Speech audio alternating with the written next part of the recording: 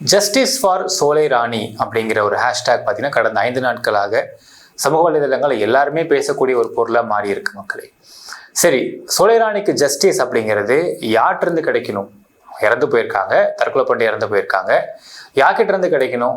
கல்லூரி கிட்ட இருந்தா, பிரின்சிபால் கிட்ட இருந்தா, இல்லை பெத்தவங்க கிட்ட இருந்தா? நடந்தது என்ன? அவங்க தற்கொலை பண்ணதுக்கான காரணம் டீட்டெயிலாக பார்க்க போகிறோம் இந்த பதிவில்.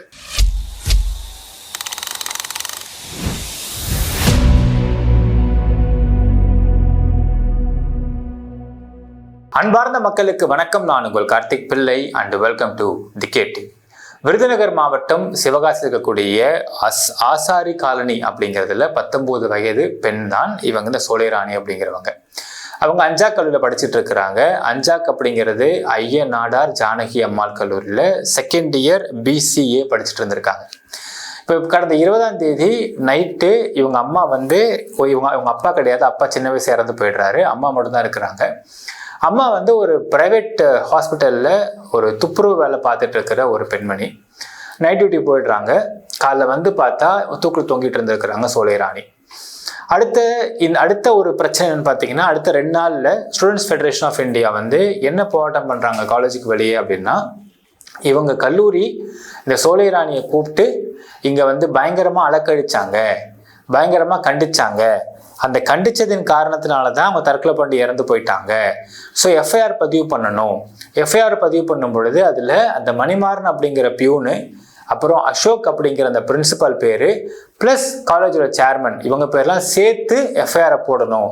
அது மட்டும் இல்லாமல் இதில் சம்மந்தப்பட்ட ஒரு மாணவி இருக்கிறாங்க, இவங்க பேர் சேர்த்து போடணும், ப்ராப்பர் விசாரணை நடக்கணும் அப்படின்னு அவங்க ஒரு கோரிக்கையை முன் வச்சு போராட்டம் பண்ணுறாங்க மக்களே. இப்போ இங்கேருந்து தான் இது எஸ்கலேட் ஆக ஆரம்பிக்குது இந்த பிரச்சனை. ஜென்ரலாகவே பார்த்தீங்கன்னா, ஸ்டூடெண்ட்ஸ் ஃபெடரேஷன் ஆஃப் இந்தியா அப்படிங்கிற அந்த அமைப்பு ஒரு போராட்டம் பண்ணுறாங்க அப்படின்னா அதுதான் முழுக்க 100% உண்மை அப்படின்னு நம்ம எடுத்துக்கவே முடியாது. ஆக்சுவலாக நானும் ஒரு காலத்தில் SFIயில் இருந்தவன் தான். இருந்த சமயத்தில் பார்த்தீங்கன்னா அது ஒரு மிகப்பெரிய விஷயமா தெரியும். ஏன்னா SFIயில் போராட்டம் பண்ணுறாங்க அப்படின்னா கல்லூரியில் உள்ள நிர்வாகம்லாம் அது கொஞ்சம் பயப்படுவாங்க. அதுக்கு ஏதாவது பிரச்சனை பெருசாக போகுதுன்னு நினைப்பாங்க. மீடியாவுக்கு போயிடுன்றது ஒரு அச்சம் இருக்கும். உடனே கல்லூரியை க்ளோஸ் பண்ணிட்டு ஃபர்தராக ஆர்டர்ஸ் வர வரைக்கும் கல்லூரியை மூடி வச்சுருப்பாங்க. இதெல்லாம் பண்ணுறதுக்கு ஸ்டூடெண்ட்ஸ் ஃபெடரேஷன் ஆஃப் இந்தியாவில் இருக்கக்கூடிய நபர்களுக்கு அந்த ஒரு பவர் இருக்கத்தான் செய்யும். ஆனால் அதுதான் முழுக்க உண்மையா அப்படின்னு கேட்டால், இப்போ என்ன கேட்டீங்க அப்படின்னா, ஸ்டூடெண்ட்ஸ் ஃபெடரேஷன் ஆஃப் இந்தியாவுக்கு பின்னாடி உங்களுக்கு கம்யூனிஸ்ட் அப்படிங்கிற ஒரு கட்சியும் அதுக்கு பின்னாடி ஒரு அரசியல் காரணமும் இருக்கின்ற காரணத்தினால ஸ்டூடெண்ட்ஸ் ஃபெடரேஷன் ஆஃப் இந்தியா ஒரு பிரச்சனையில் தலையிட்டு போராடுறாங்க அப்படின்னா அது 100% உண்மையான பிரச்சனை அப்படின்னா நம்ம எடுத்துக்கவே முடியாது. அதை அலசி ஆராய்ச்சி பார்க்க வேண்டிய நிர்பந்தத்திலையும் தேவையிலும் நம்ம இருக்கிறோம். ஃபர்ஸ்ட் விஷயம், சோலை ராணி 19 வயது, ஆமாம், மேஜர் அடல்ட்டு, ஆமாம். இவங்க இந்த மாதிரி கல்லூரி கூப்பிட்டு மிரட்டினதுனால தற்கொலை பண்ணி இறந்து போயிட்டாங்க அப்படின்னு SFI சொல்லுதுன்னா, எதுக்காக கல்லூரி கூப்பிட்டு மிரட்டியிருக்காங்க அப்படிங்கிறத விசாரிச்சு பார்த்தோம். ஃபர்ஸ்ட் நம்ம கல்லூரியுடைய சேர்பர்சன் தான் கால் பண்ணோம். அவர் ஃபோனில் பேசுறதுக்கு மறுத்துட்டாரு. வெள்ளைங்க, நான் ஃபோனில் பேச மாட்டேன்னு சொல்லிட்டாரு. அதற்கு பிறகு நமக்கு தெரிஞ்ச சோர்சஸ் மூலிமா உள்ள கலெக்ட் பண்ணி பார்க்க முடியும் சொல்கிறாங்கன்னு பார்த்தீங்கன்னா, கரெக்டாக 19th அன்னைக்கு 19-20 தேதிகளில் பார்த்தீங்கன்னா இந்த பொண்ணு ஒரு ஸ்டேட்டஸ் போடுறாங்க இன்ஸ்டாகிராமில்.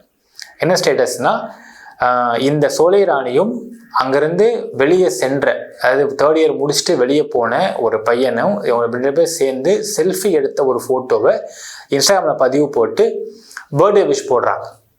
சரி, இப்போது இந்த ஃபோட்டோ எங்கேருந்து எடுக்கப்பட்டது, எப்போ எடுக்கப்பட்டது அப்படிங்கிறது அடுத்த கேள்வி. எந்த இடத்துல எடுக்கப்பட்டதுன்னு அடுத்த கேள்வி. இப்போ இவங்க 2 பேரும் லவ்வர்ஸ் அப்படிங்கிறத SFIயும் ஒத்துக்கிறாங்க. ஆமாம், பொண்ணு லவ் பண்ணிட்டு இருக்காங்க அப்படிங்க ஒத்துக்கிறாங்க. இப்போ இவங்க லவ் பண்ணிட்டு இருக்கிற இங்கேருந்து பாஸ் அவுட் ஆகி வெளியே போன பையனுடைய ஃபோட்டோ எடுத்து அது இன்ஸ்டாகிராமில் ஸ்டோரியாக வச்சு பர்த்டே விஷயம் போட்டிருக்காங்க. இதை அவங்க கூட ஃப்ரெண்ட் லிஸ்ட்டில் இருக்கக்கூடிய ஒரு பொண்ணு சக மாணவி ஸ்க்ரீன்ஷாட் எடுக்கிறாங்க. ஸ்க்ரீன்ஷாட் எடுத்து அதை மணிமாறன் அப்படிங்கிற ஒரு பியூனுக்கு அனுப்பி விட்ருக்காங்க. இப்போ மணிமாறன் அப்படிங்கிற பியூன் என்ன பண்ணுறாரு, இந்த பிரின்சிபலுக்கு அனுப்பி விடுறாரு. இந்த வழிமுறை, இந்த ஒரு முறை, அதாவது ஒரு பொண்ணு கல்லூரியில் வேலை பார்க்குற படிச்சுட்டு இருக்க ஒரு பொண்ணு, அந்த பொண்ணு எவனோ ஒரு பையன் கூட ஃபோட்டோ எடுத்து இன்ஸ்டாகிராமில் போடுறத சக மாணவி ஸ்க்ரீன்ஷாட்டாக எடுத்து அதை எதுக்கு பியூனுக்கு அனுப்பணும்? இது என்ன மாதிரியான கஷ்டம் அப்படிங்கிறத விசாரிச்சு பார்த்தோம். என்னன்னா இந்த கல்லூரியை பொறுத்தளவுக்கு ஆண் பெண் உள்ள படிக்கிறவங்க பேசவே கூடாது அப்படின்னு ஒரு ஸ்ட்ரிக்ட் ரூல்ஸ் இருக்குது போல இப்போ வரைக்கும் இருக்கு.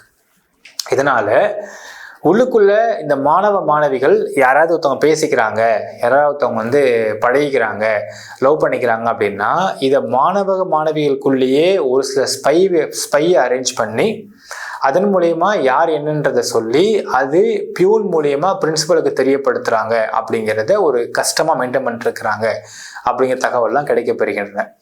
ஸோ இதன் அடிப்படையாக தான் முன்னாள் மாணவன் இப்போ படிச்சுட்டு இருக்கிற மாணவி 2 பேரும் ஃபோட்டோ எடுத்திருக்கிறாங்க. இந்த ஃபோட்டோ காலேஜுக்குள்ளே எடுக்கப்பட்ட ஃபோட்டோ அப்படிங்கிறதுனால தான் அதை அந்த பெண் ஸ்க்ரீன்ஷாட் எடுத்து மணிமாறன் அப்படிங்கிற பியூனுக்கு அனுப்புனாங்க அப்படின்னு ஒரு தரப்புல தகவல் நமக்கு கிடைக்குது. இன்னொரு தரப்புல SFI சொல்றாங்க, இல்லை இது வெளியே எடுத்த ஃபோட்டோ தான், அதை உள்ள எடுத்ததா தவறாக கன்சிடர் பண்ணிட்டாங்க இவங்க அப்படிங்கிறாங்க. சரி, ஒரு செல்ஃபி எடுக்கும் பொழுது எந்த இடத்த எடுத்தோங்கிற பேக்ரவுண்ட் கண்டிப்பாக தெரியும். அப்படியே பேக்ரவுண்ட் தெரியலனா கூட அது எந்த இடம்ன்றது குத்துமைப்பாக ஓரளவுக்கு நம்ம அனலைஸ் பண்ணவும் முடியும். ஸோ ரெண்டுமே இல்லாமல் இல்லை இது உள்ளே எடுத்ததா வெளியே எடுத்ததா அப்படிங்கிற கன்ஃபியூஷன் போயிட்டு இருக்கு அப்படிங்கிற மாதிரி தான் இவங்க மக்கள்கிட்ட கொண்டு வந்து சேர்க்குறாங்க SFI. ஆனால் என்னன்னா இது உள்ளே எடுக்கப்பட்ட செல்ஃபி தான். இது எப்போ எடுக்கப்பட்டதுன்னா 1 வருஷத்துக்கு முன்னாடி எடுக்கப்பட்ட செல்ஃபி அப்படிங்கிறது தான் சோலைராணி அவர்கள் அவங்களே கன்ஃபஸ் பண்ணியிருக்கிறாங்க அவங்க லெட்டரில் அப்படிங்கிறதும் ஒரு தகவலாக கிடைக்கப்படுது. ஸோ இதில் இந்த ஃபோட்டோ இந்த மணிமாறன் கிட்ட போகுது. மணிமாறன் பிரின்சிபல்கிட்ட அனுப்புகிறாரு. பிரின்சிபல் சோலைராணி அம்மாவையும் அந்த முருகேஸ்வரி அவங்க பேர் அவங்களையும் 2 சோலைராணியும் கூப்பிட்டுறாங்க. 20ஆம் தேதி கூப்பிட்டு கண்டிக்கிறார். அவர் கேட்குற கேள்வி இது எப்போ எடுக்கப்பட்டது. இதில் என்ன ஒரு விஷயம்னா அந்த 4th இயர் பையனும் சோலைராணியும் பொண்ணை பழகிட்டு இருந்த விஷயம் வீட்டுக்கும் தெரிஞ்சதாகவும் வீட்டில் அவங்க அம்மாவும் அவங்களுடைய சொந்தக்காரங்க கண்டிச்சதுக்கு பிறகு அதெல்லாம் இல்லை லவ்ல நான் பண்ணல அப்படின்னு அந்த பொண்ணு சொல்லுதாகவும் ஒரு தகவலும் சொல்கிறாங்க. ஸோ இதனால் இதை பார்த்து அவங்க அம்மா ஷாக் ஆகுறாங்க. ஷாக் ஆகிட்டு இல்லை சார் எனக்கு தெரியும், பட் அதுக்கப்புறம் பழகலைன்னு சொன்னால் இப்போ போட்டது எங்கள் புதுசாக இருக்குன்னு சொல்கிறாங்க. அப்போது ஸ்கூல் ஃப்ரெண்ட்ஸ் காலேஜ் ஃப்ரெண்ட்ஸ் சொல்லியிருக்காராமா, இல்லைங்க இது அவங்க பர்சனல் மேட்டர்ஸ் தனி, ஆனாலுமே இது உள்ளுக்குள்ளே ப்ரெமிசஸ்குள்ளே எடுக்கப்பட்ட ஒரு ஃபோட்டோ அப்படின்றதையும் ஆமாம் எடுக்கப்பட்ட ஃபோட்டோ தான், நான் 1 இயர் பேக் நாங்கள் எடுத்தோம், இப்போ நாங்கள்லாம் பழகலை, இப்போ ஃப்ரெண்டாக தான் பேசிகிட்டு இருக்கேன், ஸோ இப்போ பர்த்டேன்றதுனால அந்த ஃபோட்டோவை நான் எடுத்து போட்டு நான் விஷஸ் அனுப்பினேன் அப்படிங்கிற மாதிரி சோலைராணி அவர்கள் ஒரு அப்பாலஜி கடிதமும் எழுதி கொடுத்துருக்குறாங்க காலேஜ் கிட்ட அப்படின்னும் ஒரு தகவல். ஸோ அதன் காரணமாக இந்த விஷயம் அங்கே சால்வ் பண்ணப்படுது. பிரின்சிபல் அட்வைஸ் பண்ணுறாரு, படிக்கிற வேலையை பாருமா ஒழுங்கான்னு அட்வைஸ் பண்ணி அனுப்பிச்சி விட்றாரு. நெக்ஸ்ட் டேலேருந்து காலேஜ்க்கு அந்த பொண்ணு போகணும். நைட் ஈவினிங் அந்த பொண்ணு காலேஜ்லேருந்து இந்த அப்பாலஜி கடிதம் எழுதி கொடுத்ததுக்கு பிறகு அம்மா கூடயே அவங்க போனதாக ஒரு தகவல். வெளியே போயிடுறாங்க. போயிட்டு நைட்டு அவங்க அம்மாவுக்கு டியூட்டி. அந்த ஈவினிங்லேருந்து நைட்டு டியூட்டி போகிற வரைக்கும் இடைப்பட்ட காலகட்டங்களில் அவங்க அம்மாவுக்கும் பொண்ணுக்கும் நடந்த விவாதங்கள் என்ன அப்படிங்கிறது தான் இங்கே பெரிய கொஷின் மார்க். ஒரு ஆர்குமெண்ட்க்கு வச்சுக்கலாம் மக்களே. அதாவது ஒரு அப்பா இல்லை, அப்பா சின்ன வயசுல இறந்துடுறாரு. ஒரு பொண்ணு அம்மா ஒரு ப்ரைவேட் ஹாஸ்பிட்டலில் துப்புரவு வேலை பார்த்து கஷ்டப்பட்டு அந்த பொண்ணை படிக்க வச்சுட்டு இருக்கிறாங்க. இருந்தாலும் பொண்ணுடைய லவ் அவங்க அம்மாவுக்கு தெரிஞ்சு அந்த லவ் அவங்க அம்மா ஏற்றுக்கிட்டு, உதாரணத்துக்கு ஏற்றுக்கிறான்னு வச்சுக்கோங்களேன், ஏற்றுக்கிட்டு வீட்டுக்கு போனது, என்னம்மா இன்னும் லவ் பண்ணிருக்கேன் அந்த பையனை, சரிம்மா பரவாயில்ல லவ் பண்ணு, படிப்பை முடிச்சிரு, நான் அம்மா அப்பா கஷ்டப்பட்டு படிக்காம தான் இந்த வேலை பார்த்துட்ருக்கேன், நீ படிப்பை முடிச்சுட்டு ஒரு வேலை பாரு, அதே பையன் லவ் பண்ண நான் மேரேஜ் பண்ணி வச்சிடறேன், உனக்கு கஷ்டப்படாத, நீ ஏன் அதை பற்றி ஃபீல் பண்ணுற அப்படின்னு ஒரு அம்மா சொல்லியிருந்தாங்கன்னா, இல்லைம்மா நீங்கள் என்னதான் சொன்னாலும் காலேஜில் உங்கள் அலக்கழிச்சாங்க, இங்கே போங்க அங்கே போங்க, HODயை பாருங்க, பிரின்சிபலை பாருங்க, மாற்றி அலக்கழிச்சாங்க, அந்த அலக்கழிச்சது எனக்கு மன உளைச்சல் ஆகி போச்சு, ஸோ நான் தற்கொலை பண்ணிக்கிறேன் அப்படின்னு ஒரு பொண்ணு தற்கொலை பண்ணிக்குமா? உட்காந்து யோசிச்சு பார்க்கணும். இப்போ இன்னைக்கு SFI சொல்கிறாங்க, அதாவது கல்லூரியில் அந்த அம்மாவை பயங்கரமாக அலக்கழிச்சதுனால பொண்ணு மன உளைச்சலுக்கு உள்ளாகிட்டாங்க, தற்கொலை பண்ணி இறந்து போயிட்டாங்க அப்படின்னு SFI கிளைம் பண்ணுறாங்க இல்லையா? You think of this situation மக்கள். ஒரு ஆர்குமெண்ட்க்கு வச்சுக்கலாம். ஒரு அம்மா ஒரு பொண்ணுகிட்ட அம்மா விடுமா, காலேஜ் தான் இப்படி தான்மா இருக்கும், அவங்க ஸ்ட்ரிக்டாக தான் இருப்பாங்க, ஒன்றும் பண்ண முடியாது, பரவாயில்லம்மா உன் லவ் நான் அக்செப்ட் பண்ணிக்கிறேன், 3 இயர்ஸ் வெயிட் பண்ணு, படி, வேலைக்கு போ, சம்பாரி, அதுக்கப்புறம் லவ் பண்ணுறேன்னு சொல்ல கல்யாணம் பண்ணி வைக்கிறேன், ஏன் கஷ்டப்படுற அப்படின்னு சொல்லிட்டு அப்புறமும் அந்த பொண்ணு தற்கொலை பண்ணி இறந்து போகுமா? 1. 2வது, இந்த மாதிரி வந்து ஒரு வருஷத்துக்கு முன்னாடி நீ அந்த இதே பிரச்சனை வீட்டில் வந்து நீ வந்து லவ் பண்ண மாட்டேன்னு சொல்லிட்ட, இப்போ திருப்பியும் அதே பையனுக்கு ஸ்டேட்டஸ் போட்டுட்டு இருக்க, கேட்டால் ஃப்ரெண்டுன்னு சொல்கிற, எப்படி நான் நம்ப முடியும் இந்த இடத்துல அப்படின்னு ஒரு அம்மா வந்து வருத்தப்பட்டு சண்டை போட்டு கத்தி ஒரு பிரச்சனை உண்டாச்சுன்னா அதை வந்து தற்கொலை பண்ணி இறந்து போகுமா? ரெண்டுத்துக்கும் உள்ள வித்தியாசம் ஃபஸ்ட்டு அனலைஸ் பண்ணி பார்க்கணும் மக்களே. அதாவது ஒரு ஸ்டூடெண்ட்ஸ் ஃபெடரேஷன் ஆஃப் இந்தியா அப்படிங்கிறவங்க பின்னாடி எவ்வளோ பெரிய அரசியல் இருக்கும், அந்த அரசியலில் வச்சு என்னென்ன செய்வாங்க. இன்றைக்கி அந்த கல்லூரியை இழுத்து மூடிட்டாங்க. ஸோ அடுத்த உத்தரவு வர வரைக்கும் கல்லூரி மூடப்பட்டிருக்கு. செமஸ்டர் வரப்போது தான். செமஸ்டர் எப்படி எழுதுவாங்க பசங்க, படிக்கிற பசங்க வாழ்க்கை என்னாச்சு, ஏன் இழுத்து மூடினாங்கன்னா இதையே காரணம் வச்சு அவங்க வார்த்தை விடுறாங்க, நீங்கள் ஒழுங்காக விசாரணை பண்ணல, நாங்கள் திரும்பியும் மறுபடியும் நாங்கள் போராட்ட தொடங்குவோன்றாங்க. இது போராட்டம் தொடங்கி தேவையில்லாமல் எஸ்கலேட் ஆகி இது கலவரம் உண்டாகி இது தேவையில்லாமல் கல்லூரி எரியணுமா அப்படிங்கிறதுல கல்லூரி இழுத்து மூட்டாங்க. கல்லூரி க்ளோஸ் பண்ணப்பட்டிருக்கு. ஒரு வாரமாக கல்லூரி திறக்காமல் இருக்கிறாங்க.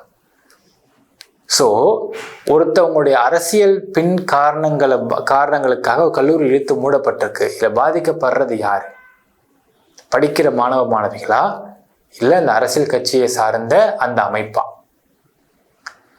இப்போ இந்த மாணவி தற்கொலைக்கு எல்லாரும் வந்து ஜஸ்டிஸ் கேட்குறாங்க. ஜஸ்டிஸ் அப்படிங்கிறது எதற்கு கொடுக்கப்பட வேண்டும்? அஃப்கோர்ஸ் இந்த பொண்ணு தற்கொலை பண்ணி இறந்து போயிட்டாங்கன்ற பொழுது ஏன் இறந்து போனாங்க? இப்போ கல்லூரிலேருந்து வெளியே போயிட்டு அந்த இடைப்பட்ட காலத்தில் அவங்க அம்மா அந்த கேப்பில் என்ன பேசினாங்க, அந்த பொண்ணுக்கிட்ட என்ன வாக்குவாதம் ஆச்சு, குடும்பத்தில் என்ன பேசினாங்க, சொந்தக்காரங்க என்ன பேசினாங்க, இது எதுவுமே தெரிஞ்சுக்காம எதை பற்றியும் நம்ம மக்களுக்கு யோசிக்க விடாம கல்லூரியில் வந்து அவங்க அம்மாவை அலக்கழிச்சிட்டாங்க, அதனால பொண்ணு தற்கொலை பண்ணி இறந்து போகுது அப்படின்னு ஒரு கிளைமை கொடுக்கறது எப்படி லாஜிக்காக இருக்க முடியும்? ஸோ நிறைய கல்லூரிகளில் பார்த்தீங்கன்னா மக்களே, நம்ம என்னதான் வெஸ்டர்ன் டைப் ஆஃப் கல்ச்சர்ஸ்லாம் வந்து இந்த யங்ஸ்டர்ஸ் மாறிட்டு இருந்தாலும் கல்லூரிகளில் ஆண் பெண் பேசுகிறத இன்னும் பல கல்லூரிகளில் வந்து வாட்ச் பண்ணுறாங்க. அப்படி ஆண் பெண் பேசுகிறேன்னு தெரிஞ்சாங்கன்னா உடனே பேரண்ட்ஸை கூப்பிட்டு இன்ஃபர்மேஷனை கொடுத்து அதை வந்து வார்ன் பண்ணுறாங்கன்றது தான் நடந்துட்டு இருக்கு. ஏன்னா ஸ்கூல் வரைக்கும் அவங்க ஒரு மாதிரி இருப்பாங்க. காலேஜ் வந்ததுக்கு பிறகு காலேஜ் வந்துட்டோம், இந்த இப்போ சினிமாவில் காட்டுற மாதிரி படங்களில் காட்டுற மாதிரி நம்ம வந்து ஃப்ரீ பேர்டாக இருக்கலாம் அப்படின்லாம் இருந்து ஜாலியாக பேசிக்கிட்டு இந்த ஒரு வாழ்க்கையில் இந்த ஒரு 4 வருஷம் 3 வருஷம் வாழ்க்கையை லவ் கிவ்னு போய் விழுந்துட்டு படிக்காமல் போயிட்டா லைஃப் வீணாக போயிடும் அப்படிங்கிறதுனால பல கல்லூரிகளில் ஸ்ட்ரிக்டாக இருக்கிறாங்க. இது ரொம்ப ஒரு டெலிகேட்டான ஒரு அண்டர்ஸ்டாண்டிங் வேணும் மக்கள். என்னன்னா நம்மளும் சின்ன வயசாக இருக்கும்போது இப்படி ஒரு காலேஜ் இருக்கிறாங்க அப்படின்னா இது ஏன் பர்சனல், இது என்னோட பர்சனல், இவன் தலையிடுறாங்க இதில், இவங்க என்ன பிரச்சனை, அடல்ட் தான் நான் ஓட்டு போகிற வயசு வச்சு எனக்கு, நான் லவ் பண்ணிட்டு போகிறேன், இவங்க என்ன பிரச்சனை அப்படின்னு அந்த ஒரு சின்ன வயசில் எல்லாருக்குமே தோணும். அதே சின்ன வயசு ஆட்கள் தான் வளர்ந்து கல்யாணம் பண்ணி ஒரு பொன் குழந்தையை பெற்று எடுத்துட்டாங்கன்னா அப்போ என்ன தோணும், எப்பா ஸ்ட்ரிக்டாக இருக்கணும்ப்பா காலேஜ்லாம், இல்லைனா பொண்ணை வந்து லவ் பண்ணிட்டு போனால் எப்படி யார் லவ் பண்ணுறாங்கன்னு தெரியுமா, இப்படிப்பட்ட பையன் தெரியுமா, என்னன்னு தெரியுமா அப்படிங்கிற பயத்தில் அதே மக்கள் தான் வராங்க. எஸ்எஃப்ஐ மாதிரி அமைப்புகள்லாம் பார்த்தீங்கன்னா அந்த ஸ்டூடெண்ட்ஸோடைய அந்த சைக்கலாஜிக்கல் மொமெண்ட்டை பயன்படுத்திக்கிட்டு இது முழுக்க பர்சனலு, தலையிடுறதுக்கு இவங்க யாரு, இவங்க தலையிட்டு இருக்காங்க. அதில் இன்னும் சொல்கிற மக்களே, இந்த புகைப்படம் உள்ள எடுக்கப்பட்ட செல்ஃபி அப்படின்னு தான் அந்த சோலைராணி அப்படிங்கிறவங்க கன்ஃபஸ் பண்ணி அப்பாலஜெட் எழுதி கொடுத்துருந்தாங்க.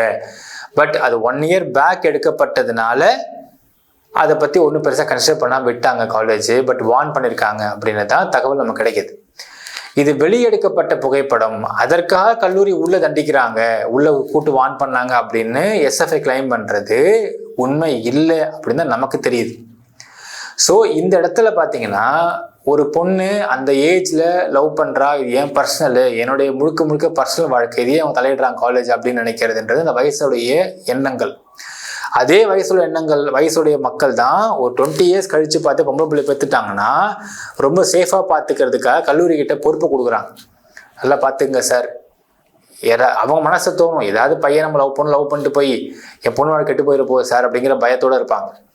ஸோ இந்த ஒரு ஏஜ் ஃபேக்டரில் வரக்கூடிய எண்ணங்கள் மாறுபடும்.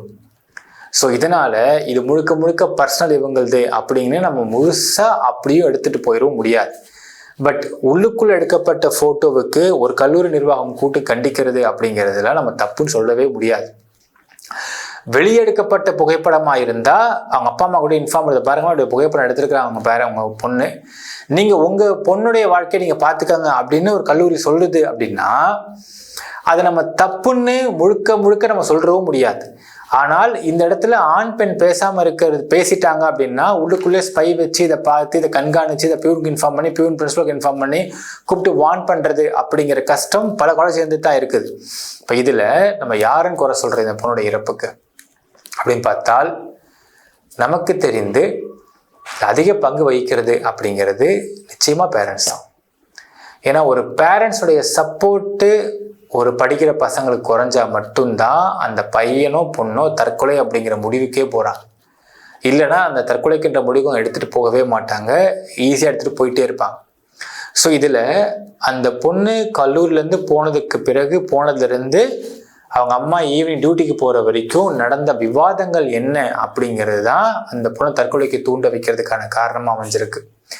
ஃபோனை பிடிங்கிட்டு போயிடலாம், அவங்க அம்மா ஃபோன் இல்லாமல் இருந்திருக்கலாம், ஏதோ நடந்திருக்கலாம், இது எதுவுமே குடும்பத்திலேருந்து வெளியே வரப்போகிறது கிடையாது.